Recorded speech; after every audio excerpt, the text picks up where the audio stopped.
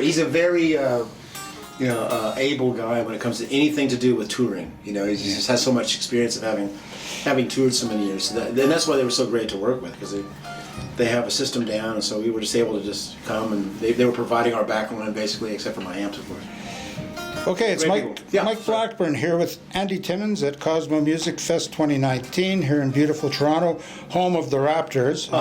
Man. So I got here on the night where they were just winning their first finals game. It was crazy. So coming from Indiana, you're a Larry Bird fan?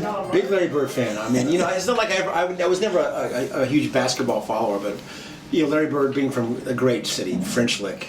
I love French Lick. Who doesn't want to go to French Lick? And I have been to French Lick. There's a very famous old resort there. I forget what it's called. But anyways, from famous old spot that the gangsters used to go to back in the 30s. And I remember going there, and it was on a college jazz band tour. We stayed there, and my friend and I were walking the hallways. It was like The Shining, because it was essentially an abandoned old hotel from the 20s and 30s. Scared the crap out of us, basically. Anyway, that's my French Lick memory. But yeah, okay. Sounds like a good town for ice cream. Yeah. But perhaps other things, Mike. French vanilla, like whatever you perhaps. Never mind. Yeah. So I have to preface this by saying you're not the first Andy to play today. I am not the lovely and talented Andy Wood. Yeah, we just witnessed him, and incredible. I've always admired Andy's playing, which he's stellar technique, a nice variety of influences going on, but his clinic was truly a masterclass. He's a really great teacher, and so it was great to hear him articulate some of the processes that he is incorporating with his playing. And it turns out, I think he's focused some of that ability through having worked with Troy Grady, who some of the viewers may know as the Cracking the Code guy, who's done the most incredible sleuthery when it comes to guitar technique. I highly recommend watching his tutorials on the Eric Johnson and Yngwie. And I haven't seen what he did with Andy Wood, but Andy's just as deserving of that analysis because his playing is so incredible. So I think through that process of going through and having to kind of analyze what he was doing, I think with most of these players, they arrived at their technique not by thinking about it or trying. It was what they gravitated towards naturally, what was comfortable with them. And Andy's point today was like, yeah, don't worry about how my hand looks. You need to find what works for you. Realize when it's not working and change that and try to find. Because he mentioned, Tony Rice and Steve Morse and Al Di Meola, all these guys who can alternate pick, crazy speed. All their hands look different. They had to find what worked for their physiology and try to articulate and play what was, what they had in their head trying to play. So Andy and I have now decided we want to form a band with only people named Andy. That's good. Now we have Andy West, who's I think would be on board, and Andy Campbell, who's Andy's drummer. Andy was his drummer. But it doesn't matter how many people in the band, but I think we've decided to call it Tres Andres. Tres Andres. That's pretty good. That's pretty good. Well, you need a third guitar player, then maybe you can get Andy James. Andy James would be great, or Andy Summers. We could have Andy Summers. Yeah. Yes. Any other Andys out there we need to mention? Let's see. Don't know. Anyways, call me. Going back a couple of NAMs ago, you had a gig with Andy, Mark Lettieri, and our Canadian boy Nick Johnson, off campus, as it were, one night. Oh, that's right. That was 2 NAMs ago. Yeah, 2 NAMs ago. Nick is incredible. So was that the first time that you had actually played with Andy when you guys jammed at the end? I think so. My apologies to Andy if I'm not recalling an earlier time, but I think that was the first time. Yeah. I really enjoyed that, especially the jam, because you guys didn't trot out the usual tunes. Oh yeah, there was no rocking in the free world. Or, what did we do? Well, you did do Little Wing, which everybody does. I know, but that needs to be retired. I'm sorry. You did Just Got Paid, and I forget a couple of other tunes you guys did. Anyways, you did a Beatles track, of course, where you sang. Oh wow. Yeah. I swear to you, I'm not remembering this, but that's not too uncommon for me at my advanced age, I suppose. No, but I just remember it was a fun night. I remember Andy in particular. When we were dueling on something, and he just had this look in his eye, like, "This is killing, isn't it?" I could see what was behind his eyes. It was really, really, really great. He's a special dude. I'm happy to know him. Yeah, and I had a good time with him last year at Summer NAMM because he was playing at a Koch amplifier thing, and of course, the Sasquatch himself was playing a gig with his trio, and Andy came up to play, Monty Montgomery, a few other guys. Oh, man. And you can tell, I mean, Andy looks this tall next to Greg. Everybody is. You could tell he was in awe playing with Greg. He had a great time. There are two masterful guitar players, but Greg is really special. I love the guy so much. Yeah. He's the one guitarist that could do a Vegas show. He does it. It's happening all day, every day, which is so beautiful, man.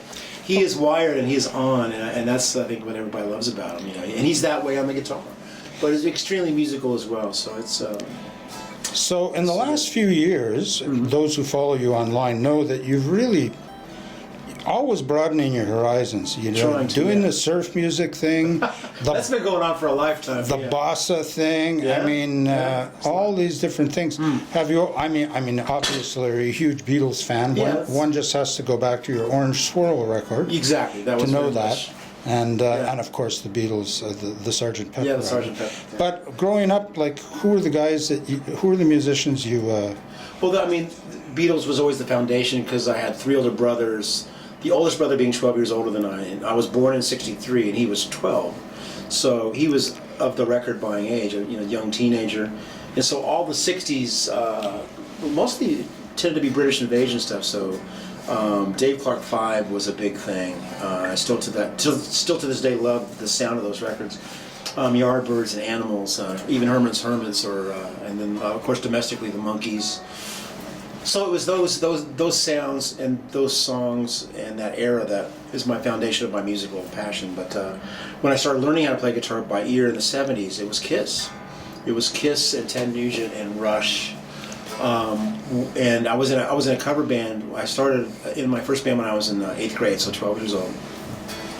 And the set list was all that 70s rock, James Gang and Foghat, and all that stuff. So, but Ace was my guy because he played in such a classic kind of blues rock vocabulary, taking from probably Page and the Yardbirds guys, Clapton and Beck, and kind of just put it into a very easily kind of digestible vocabulary, for somebody learning by ear. Once I figured out they were tuned down a half step, that was a major epiphany. But it was just all the.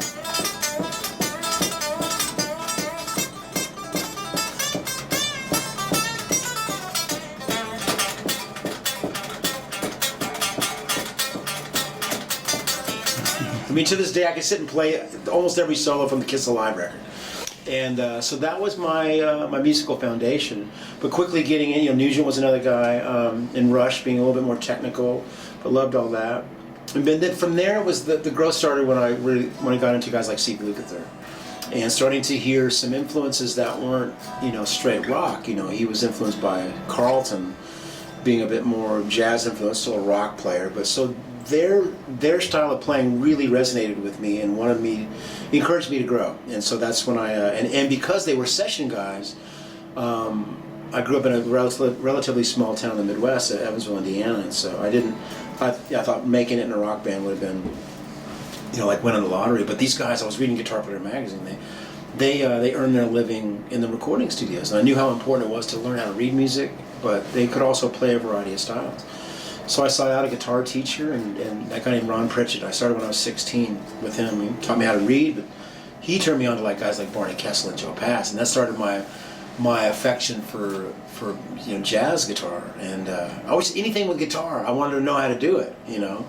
All the country players, even classical and blues, and of course we were so passionate about the instrument. Fortunately, I was open-minded enough to not be just focused on my one band passion, So it was those were the things that and to this day I still am a fan of so many players, So when it came time to spread your wings, it was New York first, right? Wasn't it? Well, that was the first band of note that I joined. Yeah, I've been following my musical path where. My first 2 years of college, I was in Evansville, Indiana. That's where I was a classical guitar major at the University of Evansville, studying with Renato Buturi. Come in, Mike. We have a visitor. Oh, I can't get in. Hello. There you go. I will wrap it soon. Sorry. That's okay. No, you're fine. You're fine. And so, yeah, so I ended up 2 years in Evansville. Then I transferred to the University of Miami, where I was a jazz major. Moved from there to Texas with some musicians I'd met in Miami. And then after that band, which is called Brinker, with Ray Brinker and Steve Bailey, I formed my own band, the Andy Timmons Band, and quickly through that, I was rising, to a little bit of notoriety in the Dallas area. It was through that my name got out to the Danger guys, and that's how I got that gig, basically by sending them an audition tape, a little demo tape. They have my first tune, It's Getting Better. Kind of served as my demo back then, so that's what kind of got that ball started, yeah. And then, of course, the solo career, and of course, stints with Olivia Newton-John. Yeah. And stints with Simon Phillips. Yep. I hear you had dinner with Simon last night. We did. We had a great reunion last night. He's here also for the Cosmo Fest, and we spent a lot of time together on the road. But it's been a couple of years since I haven't played with him, so we had a lot to catch up on. So it's always good to have a reunion, see how things are going, and reminisce a bit. Is there Protocol 5 in the works? Not that I'm aware of. There may be, but I will say we'll most likely work together again. I mean, we really love working together. He's always very inspiring for me. But everybody needs breaks and to do their different things. But I'm really proud of the time and the records that we've made together. Okay, I know you have another gig you have to go watch in a few minutes. We're a little rushed, but, I got one other question for you, and this is something I heard through a buddy over the years, that at one point in time, down there in Texas, you were in the studio with the Stein brothers, the famous Stein brothers, and the late great Rusty Burns from Point Blank. Two different things. Two different things. The upside down guitar playing God. He was Rusty. Rusty was phenomenal. We did a whole record together. Was it called Texicali or Mexicali? Has that leaked out? Because no, I just heard the name. It was never officially released. It was Ainsley Dunbar on drums. Wow. Ainsley Dunbar, Paul Middleton was the bass player, and then Rusty and I, and John O'Daniel was singer. I'd love to hear it. Johnny, I think Paul must still have the tapes. But we basically, it was great to play with Ainsley and Rusty. It was great. I think there was some originals and maybe some covers. We might have done an Albert King tune or two. It's interesting you bring that up because I hadn't thought about it in a while, and I would love to hear it now. Especially Rusty's gone. And Johnny O is gone. And Johnny O, that's right. Oh my gosh, that needs to get out. So, and the Stein Brothers thing was, I just remember sitting in their house, and this had just a home recording studio. Okay. And playing some solo, and through they had one of the Hughes and Kettner red boxes, not even through a speaker. I just remember it being a little challenging because it might have been an odd time signature or something, but I haven't heard that since that was done either. So I see Scott all the time. He teaches at the Guitar Sanctuary. So I'm always running into him. I keep threatening to take lessons from him. I haven't gotten a lesson yet. But he's a great player, great guy. Both very talented musicians. All right. Yeah. Well, we're going to wrap this up, Andy. We're going to go see Alex Skolnick play. Yeah, and I'm glad to see they got your name right on the marquee here. I'm not opposed to being Andy Simmons. I'm all right with that. All right, man. Thanks, Mike.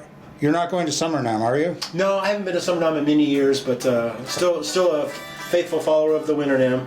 We'll see you there then. Sounds great, man. Thanks, Mike. Cheers. Cheers, man. Lori Monk says hello. Oh, hello, Lori. The lovely Lori. Peace and love. Peace and love. Cheers.